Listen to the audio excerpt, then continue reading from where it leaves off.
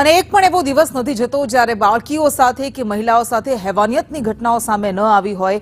આજે મહેસાણાના ઊંઝામાં 5 વર્ષની બાળકી સાથે દુષ્કર્મની ઘટના સામે આવી છે। પેન્ડો આપવાની લાલચ આપીને બાળકીનું અપહરણ કરવામાં આવ્યું અને અપહરણ કરી નરાધમ બાળકીને મકાનમાં લઈ ગયો। રોશન ખત્રીએ બાળકી પર દુષ્કર્મ આચર્યું। બાળકીના ગુપ્ત ભાગમાં અડપલા કરીને તેને ઈજા પહોંચાડી।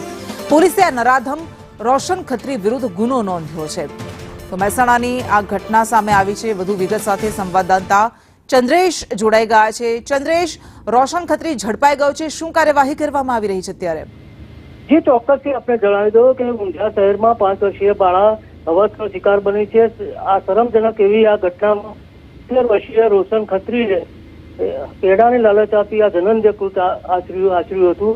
આ દુષ્કર્મની ઘટનામાં બાળકીને ઈજાઓ કરી દુષ્કર્મ આચર્યું છે। પોલીસે દુષ્કર્મ અપહરણનો ગુનો દાખલ કરી હાલ રોશન ખત્રીને પકડી પૂછપરછ હાલ ચાલુ કરી છે। જી આભાર।